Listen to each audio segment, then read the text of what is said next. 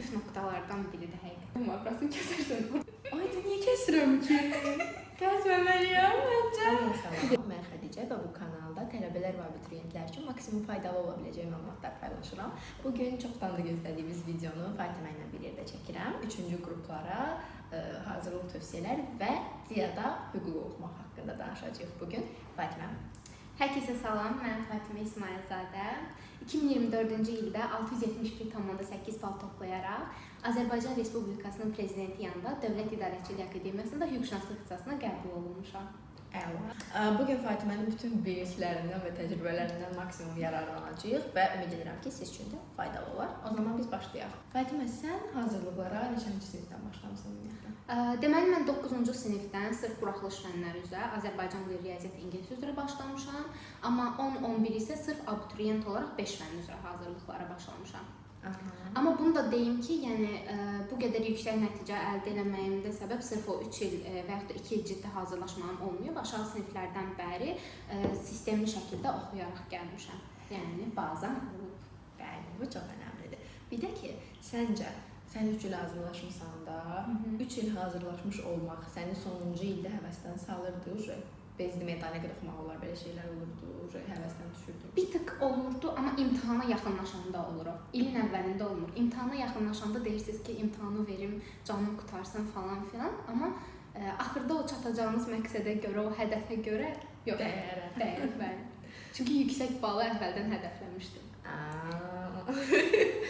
Bu arada manifest falan eləyirdin nəsə? Mən bir dənə videom var, burasını kəsərsən, orada deyirəm ki, 660-670 bal yığsam, bərsində 672 yığmışam.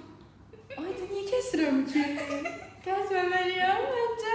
Gündəlik dərs qrafikini necə planlaşdırırdın? Yəni belə bir gündə 6 saat dərs oxuyacaq olan belə məsələlər olurdu. 6 saat dərs oxuyacam demirdim, amma oxuyurdum. Saat 6-dan 12-yə qədər dərs oxuyurdum. Onda yox, axşam 6-dan. Axşam 6-dan. O da necə? Arada təbii ki 1 saat fasilə olurdu falan filan. Amma məqsəd o 6 saat oxumaqda sırf 6 saat oxuyum deyildi də. Yəni sabahın dərslərini mütləq çatdırmalıydım. Mən həmişə ev tapşırıqlarımı, müəllimlərimin verdiklərini həmişə yerinə yetirmişəm. Yəni tövsiyəm odur ki, müəllimləriniz nə deyirsə eləyin. Bu düzdür. O düzdür əslində. Mən eləmirdim. Çox öz başına uşaq idim mən. Bulan kəsim gərək. Ona görə mən sizə deyirəm ki, sözə qulaq asın, oxuyun bu dərslərinizi. Yoxsa sonra siz də çox böyük hədəflər qoyub, amma onun yarısına gəlib çatacaqsınız güclənmədə. Düşünün ki, müəllimlər sizdən əvvəl də, yəni neçə tələbələr, abituriyentlər hazırlaşdırıb daha doğrusu. Yəni bilirlər də, onlar bilirlər ki, nəyi necə eləmək lazımdır, neçə ildir bunu keçirlər. Bilirlər ki, proqram nə qədər vaxtda bitir, hardan daha çox suallar gələ bilər, çünki hər ilin suallarını izləyirlər falan. Yəni onların dedikləri ilə uyğunlaşanda daha yaxşı irəli getmək olur. Motivasiyanı necə qoruyurdun? Yoruldun, jübilama elədin, onda nə edirdin?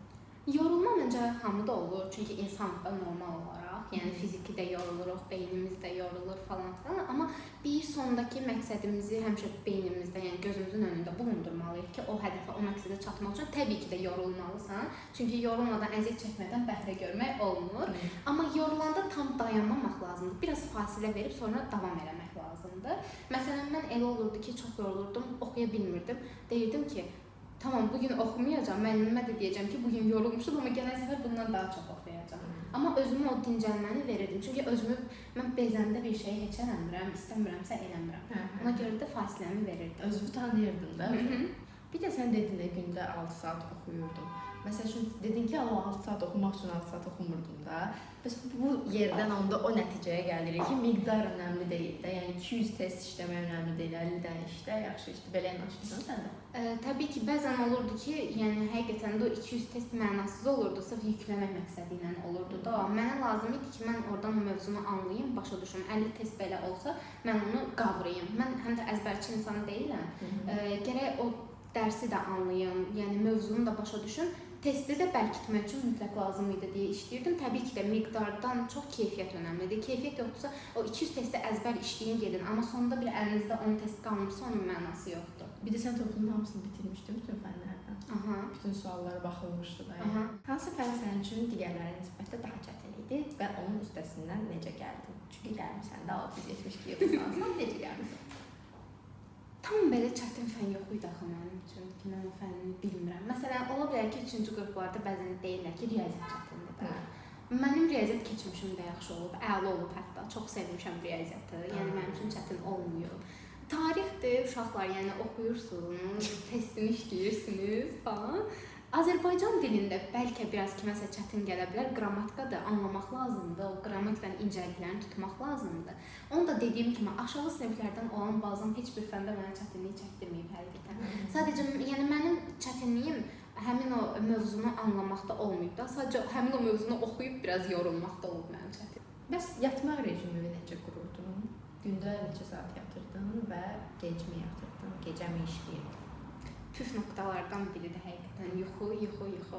Yəni beyniniz yorğundursa, nə isə qavramağınız, öyrənməyiniz, hətta yuxu olmayanda, beyin yorğun olanda bildiyiniz də yadınızdan çıxır. Ona görə də yəni tövsiyəm odur ki, mən özüm minimum 6 saat yatmağa həmişə önəm verirdim və abituriyent vaxtı da yəni 12-dən o tərəfə qalmırdı çox vaxt mənim dərsim. Çox nadir hallarda əgər dərsim biraz çoxdursa və yaxud da biraz daha çox təkrar eləməliyəmsə, bu zaman bəlkə saat 1-ə qədər. Amma həmişə çalışırdım ki, saat 12-dən o tərəfə keçməyim, minimum 6 saat yuxumu yatım.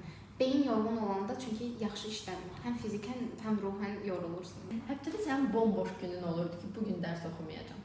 Olurdu. Yəni olmalıdır. Çünki mən dediyim kimi biraz rahatlıqda da sevən insanım, özümün yorulmanı istəyirəm. 5-ci gün gəlirdim və 6 bazar evdə olacağam.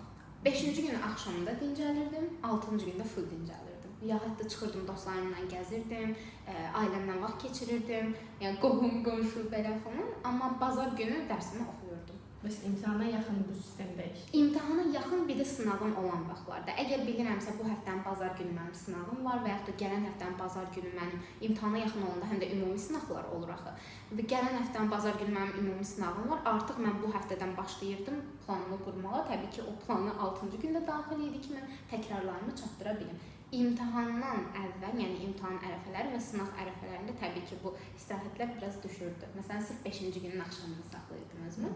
Yenə də istirahət etdim. Amma eləməlisiniz də. Bir də sənin sosial şəbəkələrin var idi, Instagramın falan? Var idi, amma silmədim. Amma onu deyim ki, mən bilmirəm, nəsə psixolojik bir şey idi. Məndə həmişə var ki, universitetə girənə qədər.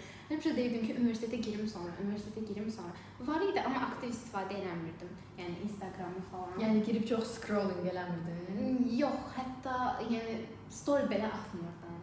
Yəni də bağımlı deyildin sadəcə, hə, deyildim. İndi bəs indi də əslində istifadə edirəm, onda da istifadə edirdim, amma sadəcə bilirəm ki, məsuliyyətlərimi həmişə yerinə yetirməsəm, özümdə bir ağırlıq hiss edirəm. Ona görə istifadə edirəm, amma o həddə qədər ki, mən sabaha olan işimi görməliyəm. Üzərində olan işi yerinə yetirməliyəm. Məsələn, tapşırığımı yerinə yetirəndən sonra baxırdım. Dərsimi oxuyandan sonra baxırdım. Bizdə məsələn mövzular keçilir də davamlı olaraq. Təkrara necə vaxt ayırırdınmı deyim? Yəni təkrarı necə edirdi? Məsələn, artıq biz tutaq ki, fevral ayındayıq. Oktyabrda keçdiyin mövzu oktyabrda qaldı da. Müəllimlər onu təkrarına getmir çox vaxt. Gedir. Tutaq ki, getmirsə. Proqram hələ bitməyib. Çünki elə uşaqlar var bizdə. Eləyirdin tək yoxsa sizin müəllimlər hamısı eləyirdim. Deyim niyə eləyirdim? Sınaqlara görə eləyirdim. Yəni necə eləyirdin o təkrarı? Xülasə dəftərin mi var idi? Var idi. Hə, bunu deyək məncə. Mən özüm elə bir insanam ki, yəni qayda kitabım olsa da qayda dəftəri tuturdum özümə. Məsələn, riyaziyyatda düsturlar yazdığım ayrıca bir dəftərim var idi. İngilis dilindən xülasə qaydaları tutduğum dəftərim var idi. Tarixdən xronologiya dəftərim var idi. Ədəbiyyatdan qeyd dəftərim var idi. Hamısında var idi ki, mən yəni püf nöqtaları orada qeyd edirdim. Elə sınaqdan əvvəl də özümə təkrar lazım oldu. Və hətta tutaq ki, oktyabrda keçdiyim bir mövzuydu. O mövzuya baxanda gedib həmin o dəftərimə baxırdım ki, o dəftərdə hardadır mənim o qeydlərim? Mütləq. Bütün abituriyentlərə onlara ən çox dediyim şeydir və bunu mənim xülasə dəftəri deyəndə yadlarına mən düşürəm. Çünki bütün videolarımda deyirəm və onunla nəticəsini çox artıran uşaqlar olub bu il. Dəhşət çox artırıblar da. Təbii ki. Bir var ki, siz qaydada bütün o sözləri falan baxırsınız. Bir də var ki, sırf sizə lazım olan nöqtəni qeyd eləmisiniz və açırsınız, onu görürsünüz, bitdi, yadınıza düşür. Mən heç nə deməmişəm, onun öz taktikası. Birimizdən xəbərsiz bu taktika. Mən bunu deyəcəkdim amma mütləq. Yəni mən bunu tövsiyə edəcəkdim ki, özünüz üçün tutun. Qayda dəftəri, qeyd dəftəri mütləq tutun. Mən hələ də saxlayıram. Hətta mən bunu uşaq yaşlarımdan özümdə vərdişlərinə gətirdim. Mən də balacalanı da eləyirdim. Amma ilk məndə necə başlayıb 4-cü sinifdə, təzə sinifə keçmişdik biz. Müəlliməmiz dəyişmişdi də. O müəllimə bizə dedi ki, Biz bunların sinifinə yarıdan gəldik də, o müəllimə dedi ki, ilin əvvəlindən indiyə qədər olan bütün qaydaları, bütün fənlərdən köçürdüb yazmalısınız. Mən də nə qədər ağlayırdım gecələr. Axı biz təzə gəlmişik, necə köçürdək çatdıraq bütün şeyləri? O da ki, uşaqların əlinə belə xəttkeşlə vurur. İndi Allah rəhmət eləsin, korona vaxtı rəhmətə getdi o müəllimə də, cavan idi amma. Hə, əlinə belə xəttkeşlə vururdu. Mən də dedim ki, sonra yazmasam mama yazırdı biz üçün. Biraz mama, özdə ikimiz də eyni sinifdə oxuyurduq bacı qardaş. İkimizin də dəftəri yazılmalı idi. Dəhşət. Yəni o mənim üçün travmadır, o xatirələr ki. Amma ən azından sənin üçün yaxşı. Ondan sonra həmişə mənim qeyd dəftərim olub. Bir də ki, sənin indi öz müəllimlərin olub da kursda hazırlaşmısan. Bəs paralel olaraq başa düşmədiyin dərslər üçün digər faydalı resurslar nə idi? YouTube-mu, yoxsa başqa kitablarmı olacaq? Faydalı resurslar əslində indi elə bir dövrdə yaşayırıq ki, texnologiya inkişaf edir. Hətta bütün fənlərdən artıq YouTube-da dərslər var onlayn şəkildə. Mən də bəzən olurdu ki, məsələn, bəzən olur ki, dinləyəndə, yəni qulaq asanda bir şey daha çox yadda qalırdı. Bəzən olurdu ki, məsələn, ədəbiyyatda bəzi mövzuların izahına götürürdüm onlayn şəkildə YouTube-dan qoyurdum, dinləyirdim və yaxud da riyaziyyatda başa düşməyəndə məncə xanımızın Nicat buradan sevgilər. Nicat müəllimin dərslərindən baxırdım bəzi misallarına, amma uşaqlar, yəni heç vaxt o yazdığını köçürmürdüm. İzaha baxırdım, sonra saxlayıb özüm yazırdım o misalı. Yəni olurdu, istifadə edirdim. Hansı dərsliklərdən istifadə edirdim topludan əlavə test üçün? Ən başda topludur, yəni ən birinci nəzərinizdə onu saxlayın. Çünki imtahandan nümunələr salınır. Hətta imtahana salınan suallarda rəqəmlər dəyişdirilir, salınır, illər dəyişdirilir, salınır. Ona görə birinci topludan əlavə bəzən güvən nəşriyyatını müəllimlərimiz işlədirdi. Ədəbiyyatda MHM istifadə eləmişik, həm dərslik vəsaiti olaraq, həm də test toplusu olaraq. Tarixdən də müxtəlif sınaq topluları olurdu, amma müəllimlərimiz Anar İsayevin, amma başqa bir şəxs də var idi, bir müəllim də var idi, amma bilmirəm, müəllimlərimiz özü çıxardıb gətirirdi, bizə onu seks vəziyyətində elə işləyirdik, amma həmişə öncəliyimiz toplu idi, mövzunu keçəndən sonra birinci toplunu işləyirdik. Bundan əlavə olaraq da Hədəf nəşriyyatının həm qayda kitablarından, həm də test toplularından istifadə eləyirdim. Bir də ki, mənim üçün bu 600+ bal yığanların ən maraqlandığım şey odur ki, siz buraxılış imtahanına hazırlaşanda bloku dayandırdınızmı? Dayandırmaq müəllimlərimiz özü bir həftəlik dayandırdı, amma biz o kafaya giririk deyə artıq bir ay qalmış, biraz axsadırıq sanki blok fənlərini. Bizdə sırf bir ay müəllimlərimiz özü dayandırdı, yəni sırf bir həftə blok fənlərimiz dayandı, sırf buraxılış fənlərindən təkrar, hazırlıq, testlər, əlavələr falan keçdik. Amma mən blok fənlərimi dayandıra bilməzdim, çünki mən son bir ildə sırf 3-cü qrupa keçmişəm. Yəni ona görə də mən dayandırmamışdım, amma məncə bir çox abituriyent dayandırır, ən azından sırf buraxılışın təkrarını falan. Bir ay deməyək, bir həftə, bir-iki həftə hamı dayandırır məncə. Sən 11-ci sinif başında 3-cü qrupa keçmişdin. 10-cu sinifdə 2-ci qrup idin. Bir dəqiqə, sən ədəbiyyata tarixə yox, ədəbiyyata təkcə. Bir də 10-cu sinifdə sırf blok fənnim Azərbaycan dili olub. Yəni buraxılışda hazırlaşırdım, amma blok fənni kimi hazırlaşmışam Azərbaycan dilinə. 11-ci sinifdə 3-cü qrupa keçmisən, bunu mütləq vurulamalıyım. 11-ci sinifdə 3-cü qrupa keçmisən və sən 672 bal yığmısan. Demək ki, nəymiş? İstəyəndə hər şey eləmək olar. Olur. Buraxılışdan əvvəl mənim tarixim biraz qarma-qarışıq vəziyyətdə idi. Son mövzular, ümumiyyətcə 11-ci sinifin son mövzuları. Məncə hamı bilir bunu. Amma buraxılışdan sonra kökləndim, 2 aya blokumu daha çox qaldırdım. Yəni uşaqlar hamıda olur dayandırmaq məsələsi falan filan. Amma ondan sonra buraxılışdan sonra verdim, bitdi olmasın, köklənin oxuyun. İndi həm buraxılış, həm blok üçün keçərlidir. Fərqli bir şey eləmisənsə deyərsən, imtahan günündən əvvəlki axşam və imtahan günü səhəri rutinimi bizə danış da. Onu deyim ki, oxumuşam uşaqlar, onda da oxumuşam. Mən də.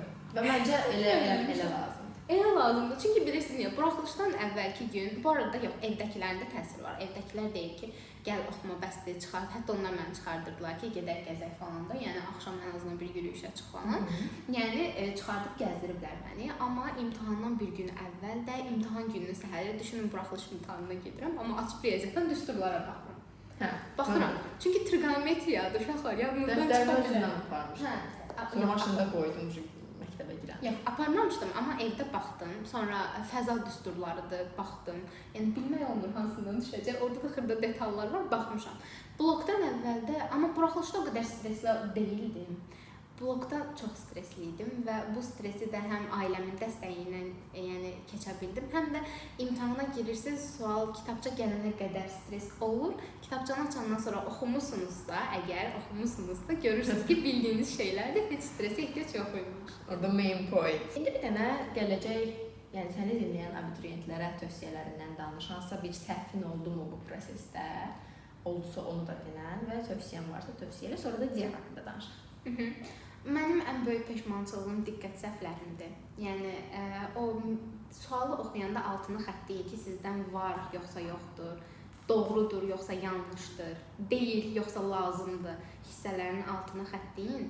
Çünki mənim diqqətimi ən çox bunlar yayındırırdı. Mən biraz tələskənəm biraz. Yəni çalışırdım ki, tutaq ki, cəmaatın 40 dəqiqə işlədiyi sınağı mən 20 dəqiqə işləyirdim. Müəllimlərim də həmişə əsəbləşirdi buna görə mənə. Yəni çalışın ki, tələsmədən, altını xəttləyərək, yəni diqqət səhvlərim mənim ən böyük peşmançılığımdır. Bəlkə də yəni diqqət səhvlərim olmasaydı mən 690-a qədər yığa bilərdim deyə düşünürəm. Çünki həqiqətən səhvlərimin yəni 70% diqqət səhvlərim idi mənim. Ən böyük yəni sizə tövsiyəm odur ki, diqqət səhvlərinə yer verməyin. Məsələn, hesab səhvləri də ən çox insanı yandırır. Sonra diqqət səhvləri də ən çox yandırır. Budur. Səbirli, təmkinli olmaqları, yəni sualları diqqətlə oxumaqları. Bir də sınaqlardır. Mənim ən böyük tövsiyəm qeyd dəftərindən sonra ikinci tövsiyəm imtahandan əvvəl həmişə ümumi sınaqlara, OTK sınaqlarına diqqət yetirmələridir. Ümumi sınaqlar sizə təkrarda ən böyük yardımcı olacaq. Çünki ümumi sınaqlara baxanda orada sırf bir mövzu əhatəsində və ya da 4-5 mövzu əhatəsində olmur da, imtahana düşə biləcək bütün mövzular əhatəsində olur deyə təkrara ən çox yardımcı da ümumi sınaqlar olur və ümumiyyətlə də abituriyent dövründə hər ay yəni tövsiyə eləyərdim ki, sınaqlara getsinlər. Mən özüm gedirdim. Tamam. Sən artırdın da sınaqlar, məsələn, birincidə 500 idi, tutaq ki, sonra elə olurdu, artırdı. 500 deməyək, 600-dən, amma təbii ki də mən məsələn blokda heç vaxt sınaqda 380 bal yığmamışam, 360-ı keçməmişəm, amma blokda getdim 382 yığdım. Yəni baxmayın ki, sınaq nəticəniz bu da imtahanda arta bilməz, artır, amma sınaqları gedə-gedə də nəticəmi artırmışam. Blokda əvvəl 340 idisə, sonra 50, 60 belə-belə artır. Buraxışda 290, 290 özü. İndi ən maraqlı pointə keçirik. DİAda hüquq. Canım akademiyam. Mən DİAda hüququn ən böyük üstünlüyü mənə görə odur ki, sırf 50 nəfər yerə ayrılır. Yəni 30 nəfər Azərbaycan sektoru, 20 nəfər Rus sektoru. Hər bir kurs üzrə ümumiyyətcə bütün ixtisaslarda belədir. Bir qrup Rus sektoru, bir qrup Azərbaycan sektoru ayrılır və bu da o demək ki, sizə daha çox fərqli yanaşırlar və tutaq ki, digər universitetlərdə 90 nəfər, 100 nəfər bir mühazirəni bir müəllimdən dinləyirsə, siz 30 nəfər şəklində bir mühazirəni müəllimdən dinləyirsiniz və bu da sizə üstünlük yaradır ki, suallarınızı yönləndirə biləsiniz, müəllimlər sizə daha çox fərqli yanaşsınlar. Bu baxımdan mən çox sevirəm, yəni akademiyamızın bu üstünlüyünü. Həm də daha belə isti olur ortam. Həm bir-birinizi tanıyırsınız, bütün kurslarla əlaqələriniz olur falan. Daha sonra yəni müəllimlərimiz, akademiyanın ortamı, rəhbərliyi sizə fərqli yanaşır. Bundan əlavə imtahan prosesindən biraz deyim ki, imtahan prosesi tam şəffafdır. Yəni heç bir sizin əgər nə yazmısınızsa, əziyyət çəkmisinizsə, oxumusunuzsa tamamilə də qarşılığını alırsınız orada. Əla. Bir də sən sizdə məsəl üçün Günəş İqtisadiyyat fakültəsində Smen olaraq da 4 iliniz. İki məsələn smenimiz var. Birinci smen, ikinci smen siyasi idarəetmə və inzibati idarəetmə fakültəsi. Biz siyasi idarəetmə fakültəsiyik və 4 il birinci smen şəklində təhsil alacağıq. Amma inzibati idarəetmə fakültəsində olan tələbələr 4 il ikinci smen olaraq təhsil alacaq. İnzibati idarəetməyə denənlərə aiddir? Menecment, dövlət və bələdiyyə idarəetməsi, iqtisadiyyat, kompüter elmləri, davamlı inkişafın idarə edilməsi, bu kimi ixtisaslar inzibati idarəetmədədir. Bizdə isə dövlət və ictimai münasibətlər, mənim ixtisasım hüquqşünaslıq, politologiya və beynəlxalq münasibətlər aiddir. Supersən Fatimə. Çox sağ ol Fatimə. Çox xoş oldu ki, mənə də çox xoş oldu. Məncə onlar da səni çox sevəcəklər. Ümid edirik ki, siz üçün də faydalı oldu video.